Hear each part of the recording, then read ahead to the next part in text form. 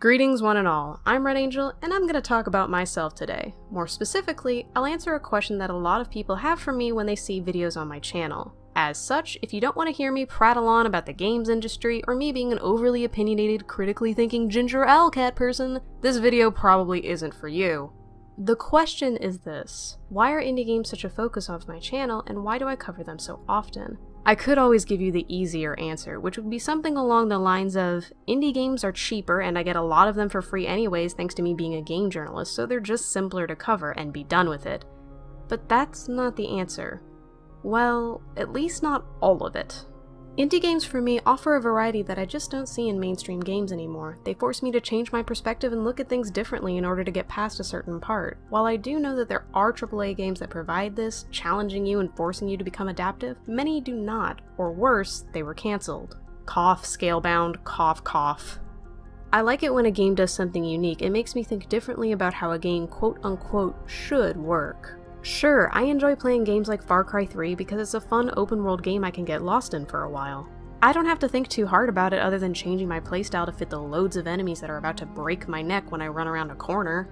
I'm not too worried about the story or the characters, especially now that I've finished the game with that marvelous ending, which I want to cover someday because wow, that was just a misguided piece of... Anyway, back on topic. I can understand why bigger companies are trying to do what they do. After all, they need to make money. If they change the wheel too much, they might scare off their core fanbase. Mainstream gaming is trying to adapt to its changing audience though, especially this year with Breath of the Wild and Horizon Zero Dawn being released alongside a variety of other titles that try to mix up the formula. But I just think that there's part of them that's lost sight of things that indie games have recaptured, at least for me. Now, don't think of me as naive. I know that there is just as much capitalistic greed in the indie circles as there is in the mainstream. I know there are asset flippers, overpriced Kickstarters that never deliver, and people who get past Steam Greenlight making crap products who expect their games to be reviewed well and throw a fit when they aren't. I've dealt with them before. They're not pleasant in the slightest. I know that there's a seedy underbelly to everything that exists, especially when money is involved, and that some people will try to make an easy buck. It just happens. In spite of this, I still focus on the indie game scene more than I do the AAA scene because they give me a variety of games to cover and a wide range of subjects to ponder upon, unique takes upon their respective genres, and countless other things I could mention. But most of all, do you know what indie games really give me? Hope. They give me hope for this industry that I had become completely disinterested in when I was in college. I had lost interest in recent games almost entirely when I stumbled across a little game called Bastion, which reignited my passion that was flickering out. It just blew my mind when I realized that this game wasn't from a company that I had heard about at this point. It opened my eyes to a whole new world of gaming, and I began to tentatively watch that scene of games. I was getting back into gaming, yet I found myself more and more drawn to these games that had burnt slowly through my thorny wall that I had around myself and said to me, "Hey, we're small passion projects by people who really care about what they're doing. Do you want to play?" And my response was, yes. Yes, I do. It's this passion from the creators that makes me want to cover a game from an independent developer. I know the PR and journalist song and dance. I know the developers who just want you to talk about their games so they can make money.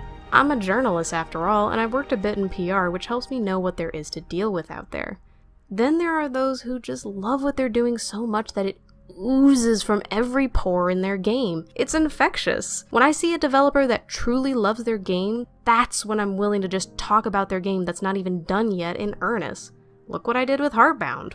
Indie developers need someone in their corner, someone who is willing to give their game a chance before making a judgment call. Don't get me wrong, I'll tear apart a game if it's bad, and I can be downright ruthless if need be, especially if a game shows signs of things that could have been fixed prior to being released.